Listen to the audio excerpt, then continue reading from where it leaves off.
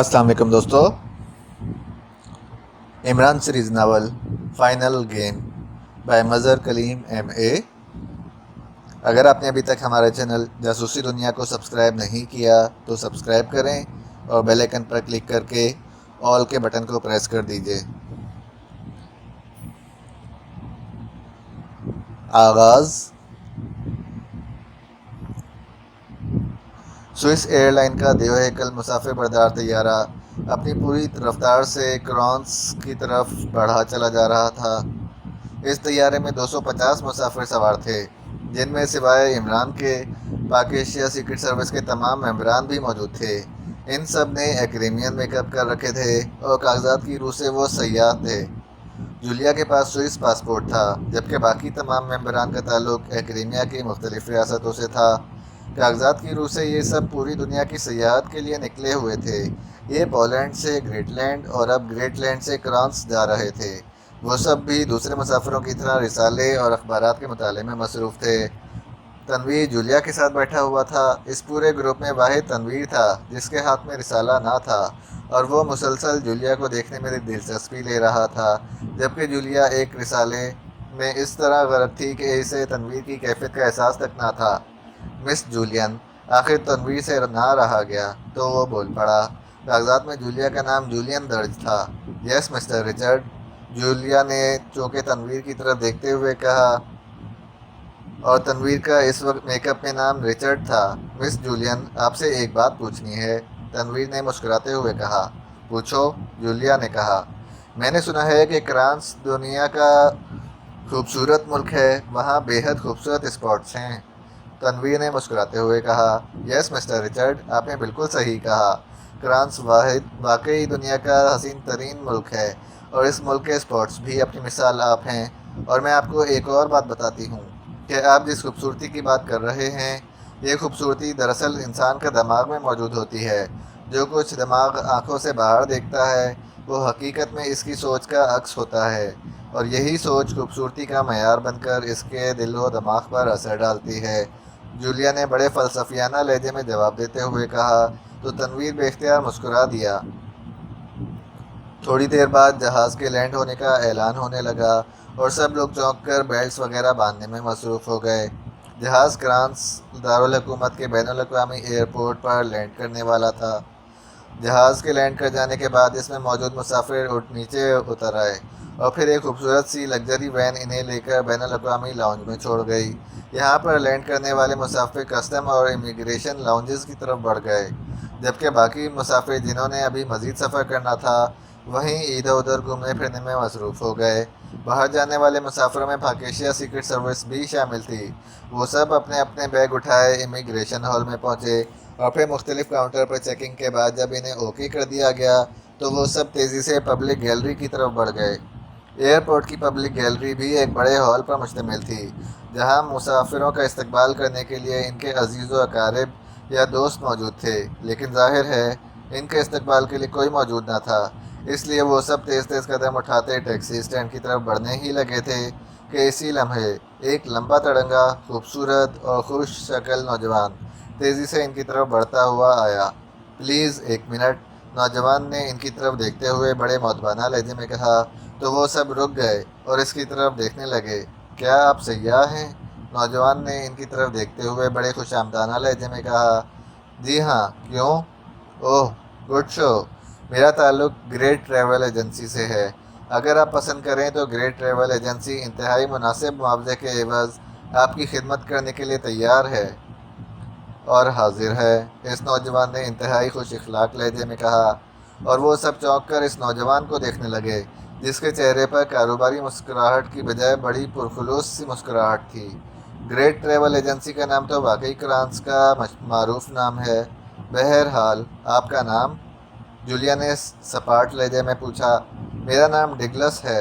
ये देखिए मेरा शनाख्ती कार्ड, ताकि आपकी पूरी तसल्ली हो सके कि मैं वाकई ग्रेट ट्रैवल एजेंसी का नुमाइंदा हूँ।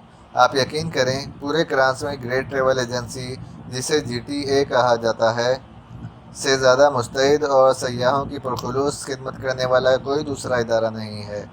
नौजवान ने जेब से एक शनाख्ती कार्ड निकालकर जूलिया की तरफ मौतबाना अंदाज में बढ़ाते हुए कहा। कार्ड वाकई GTA का था, اور اس پر اس نوجوان کا فوٹو، اس کا نام اور تصدیق سب کچھ موجود تھا۔ ٹھیک ہے، دیکھیں ہم ہوٹل میں رہنا پسند نہیں کرتے، کیا آپ ہمارے لیے کسی پرسکون پرائیویٹ رہائش گاہ کا بندوبست کر سکتے ہیں؟ جی بالکل، آئیں تشریف لائیں، باہر جی ٹی اے کی اسپیشل اسٹیشن ویگن موجود ہے، میں آپ کو اس سے لے جاؤں گا، اس کے آپ کو الگ سے چارجز بھی نہ دینے پڑیں گے، ڈگلس نے مسکراتے ہوئے کہا، اور پھر گیٹ کی طرف مڑ کر دیکھنے لگا۔ تو کیا آپ ہمیں کسی ہوٹل میں لے جائیں گے؟ نہیں، ہمارے پاس آپ جیسے معزز مہمانوں کو ٹھہرانے کے لیے مخصوص انتظام ہے، جو ظاہر ہے پرائیویٹ ہے، ڈگلس نے کہا۔ میرا خیال ہے یہاں کسی مہنگے ہوٹل میں رہنے سے اچھا ہے کہ ہم سب کسی جگہ پرائیویٹ رہ لیں، جولیا نے مڑ کر اپنے ساتھیوں سے کہا، اور انہوں نے اس بات میں سر ہلا دیا۔ باہر واقعی بالکل نئی اسٹیشن ویگن موجود تھا، جس پر جی ٹی اے لکھا ہوا تھا۔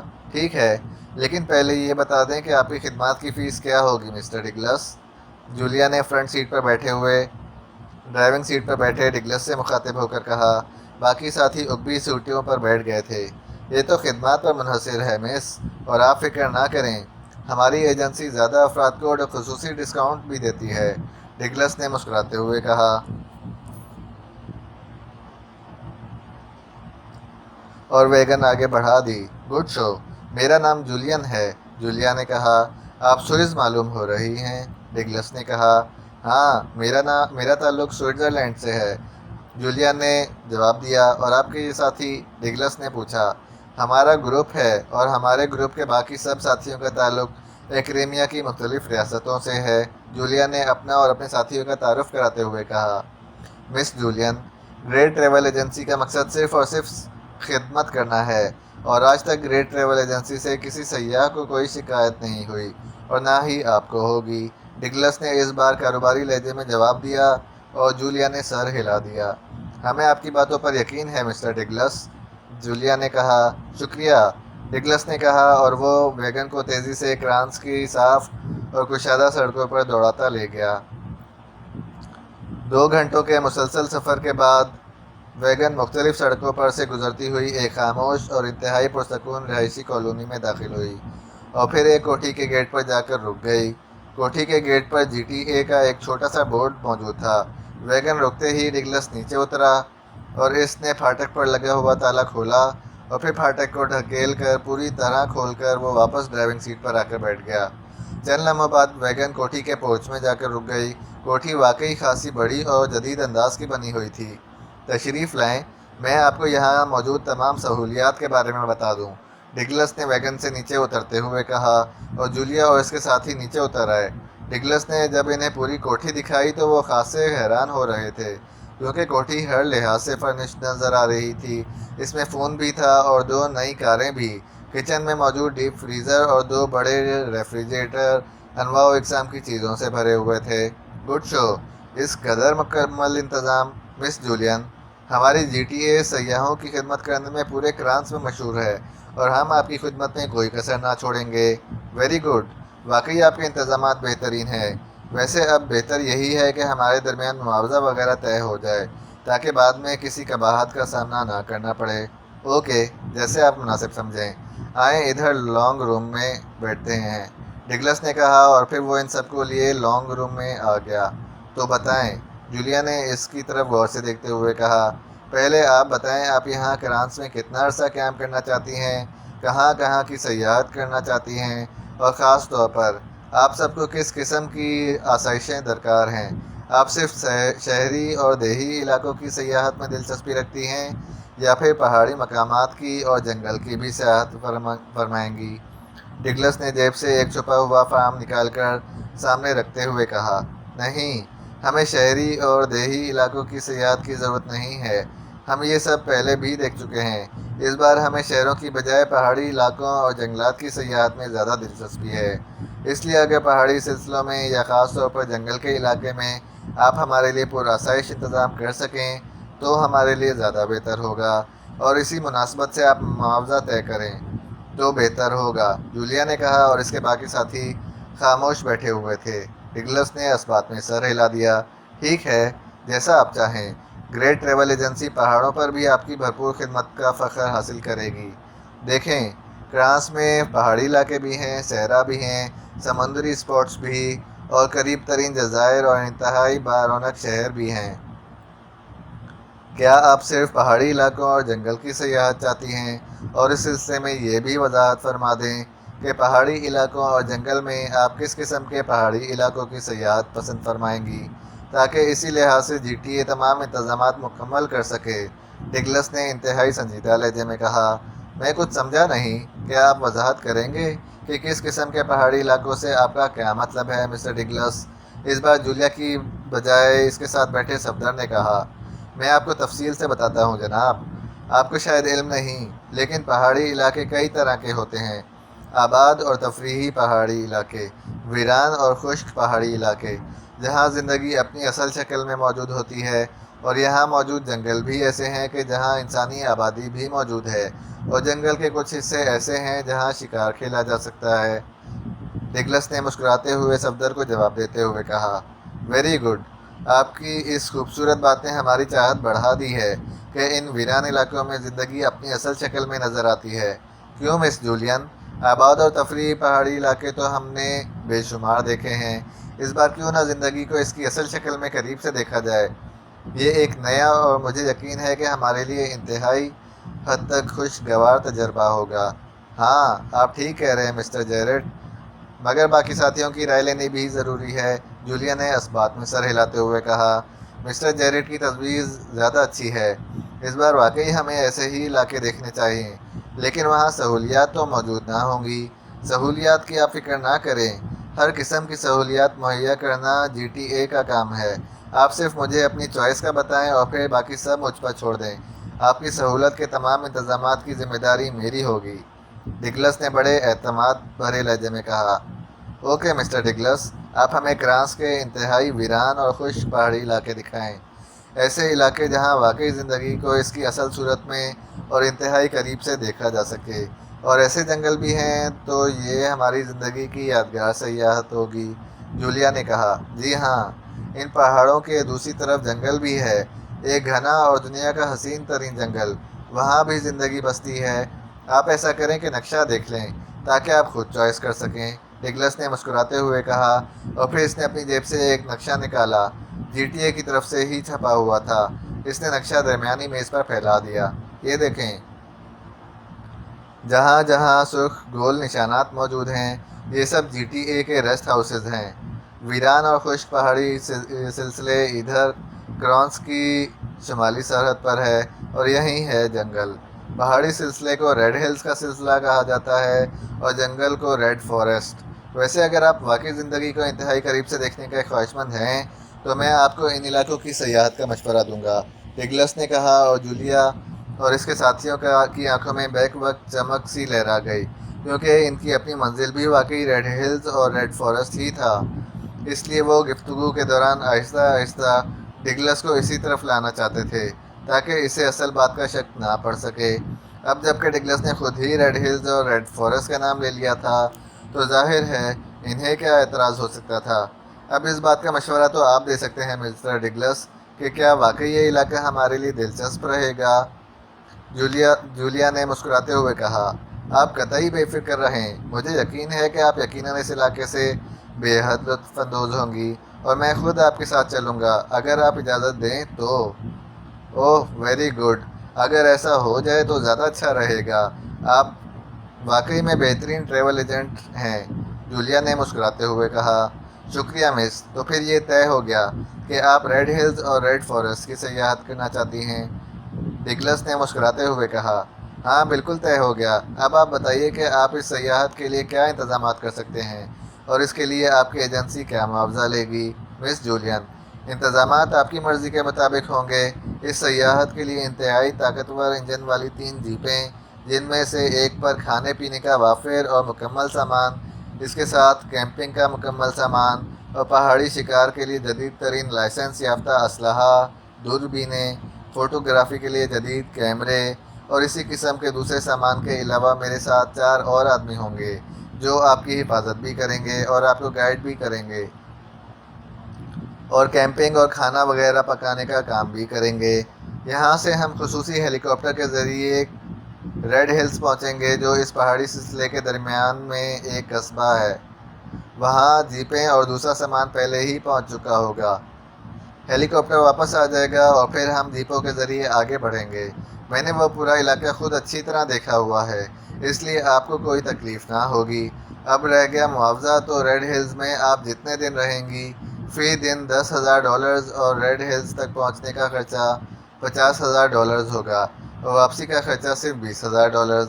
یہاں اس کوٹھی میں آپ جتنے روز قیام کریں گی تمام اخراجات $2,000 یومیہ کے ہوں گے۔ ڈگلس نے خالص کاروباری لہجے میں کہا۔ اوہ، آپ کی خدمات کے پیش نظر یہاں کا معاوضہ تو ٹھیک ہے، لیکن ریڈ ہلز تک جانے کا معاوضہ آپ نے زیادہ بتایا ہے۔ مس، آپ سے کیا چھپانا؟ پہاڑی علاقوں میں حکومت کی طرف سے جو رینجرز تعینات ہیں، انہیں آپ کی کلیئرنس کا معاوضہ $10,000 دینا ہوگا، ورنہ یہ لوگ قدم قدم پر تنگ کریں گے۔ $10,000 دینے کے بعد ہمیں ایک طرف سے ایک خصوصی پاس مل جائے گا، جس کی موجودگی کا مطلب یہ ہے کہ آپ کے بارے میں مکمل تحقیقات کر لی گئی ہیں اور آپ واقعی سیاح ہیں، اسمگلر نہیں ہیں۔ ڈگلس نے مسکراتے ہوئے جواب دیا۔ اوہ، تو یہ بات ہے، تب ٹھیک ہے، اوکے۔ کتنی رقم پیشگی دینا ہوگی؟ جولیا نے مسکراتے ہوئے کہا۔ اس سے پہلے آپ کو بتانا ہوگا کہ وہاں پہاڑیوں پر اور جنگل میں آپ کتنے روز رہنا چاہیں گی۔ اگر ہماری دلچسپی رہی تو شاید 1 ماہ رہیں، اور اگر دلچسپی نہ رہی تو 1 ہفتے بعد واپس آ جائیں گے۔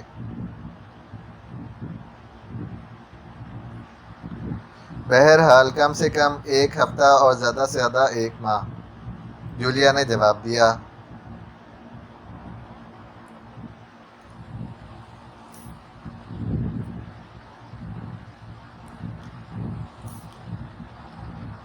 ٹھیک ہے، آپ یہاں سے کب روانہ ہونا چاہتی ہیں؟ ڈگلس نے پوچھا۔ ہم شہروں میں رہنے کو ترجیح نہیں دیتے، ہو سکے تو آج ہی ہمیں لے جائیں یہاں سے، جولیا نے جواب دیا۔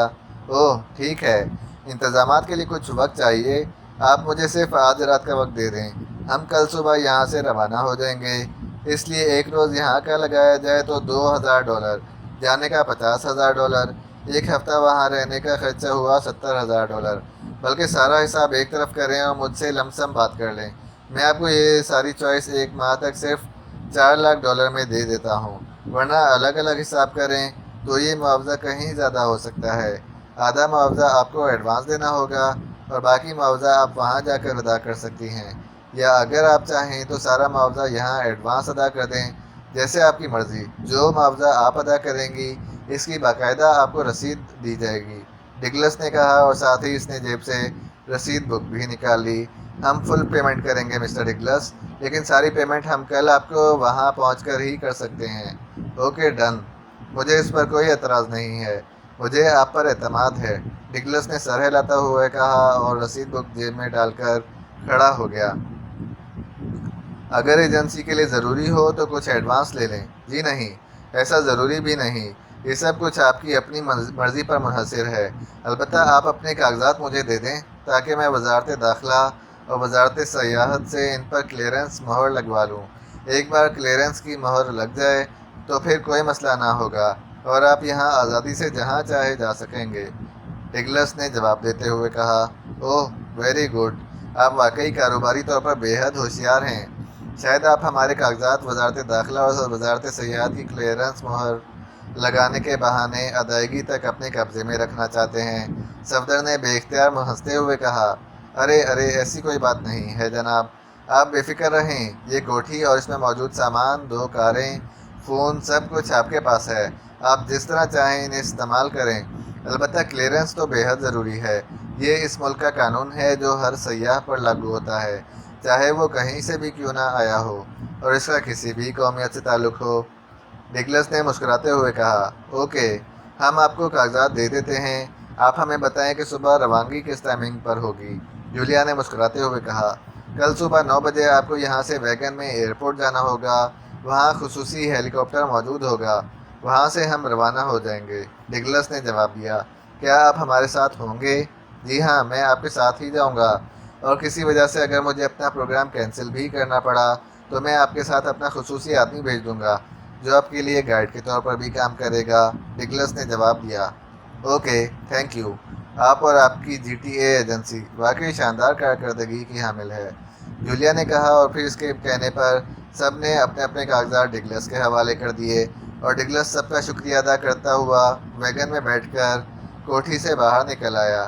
حیرت ہے، فرانس جیسے ملک میں اس قدر شاندار ٹریولنگ ایجنسی، کم از کم یہ بات میرے حلق سے تو نہیں اتر رہی۔ ڈگلس کے جانے کے بعد تنویر بول پڑا، واقعی ہے تو واقعی حیرت کی بات، لیکن یہ کوٹھی، یہاں موجود سامان، پھر مسٹر ڈگلس کا انداز، بہرحال کل تک پتہ چل جائے گا۔ اگر دال میں کچھ کالا ہوا تو وہ بھی سامنے آ جائے گا، صفدر نے سر ہلاتے ہوئے جواب دیا۔ اگر ساری دال ہی کالی ہوئی تو؟ تنویر نے مسکراتے ہوئے کہا، ہونے دو، ہم کالی دال سے سفید دال ڈھونڈ لیں گے۔ صفدر نے جواباً مسکرا کر کہا تو وہ سب مسکرا دیے۔ آپ سب کے خیال کے مطابق ہمیں کیا کرنا چاہیے؟ صالحہ نے کہا۔ کس بارے میں بات کر رہی ہو؟ اس مسٹر ڈگلس اور اس کی گریٹ ٹریول ایجنسی کے بارے میں۔ کیا ہمیں اس پر اعتماد کرنا چاہیے؟ صالحہ نے جواب دیا۔ اس کے انداز سے تو شک کرنے والی کوئی بات ہی نہیں لگ رہی ہے، لیکن بہرحال ہمیں احتیاط تو کرنی ہوگی، کیونکہ ہم تو یہ بھی نہیں جانتے کہ ہم یہاں کس لیے آئے ہیں۔ بس حکم ملا کہ ہمیں سیر و تفریح کے لیے فرانس جانا ہے، اور بس، جولیا نے کہا۔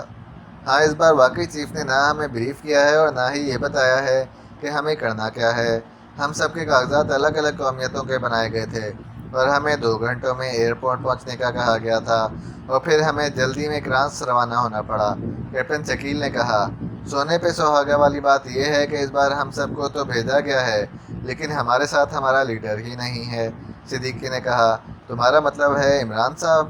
چوہان نے کہا۔ ہاں، صدیقی نے کہا، ضروری نہیں کہ ہر بار ہمارا لیڈر وہ احمق ہی ہو۔ مس جولیا ہمارے ساتھ ہیں، اور ڈپٹی چیف ہونے کی وجہ سے ہماری اصل لیڈر یہی ہیں، تنویر نے منہ بنا کر کہا۔ عمران صاحب کا نام سن کر تم ہمیشہ منہ بناتے ہو، اور ہم تو عمران صاحب کو مس کر رہے ہیں، لیکن ان کی غیر موجودگی میں تم بہت خوش ہو رہے ہو، اس لیے تم کھلے کھلے سے لگ رہے ہو، خاور نے مسکراتے ہوئے کہا۔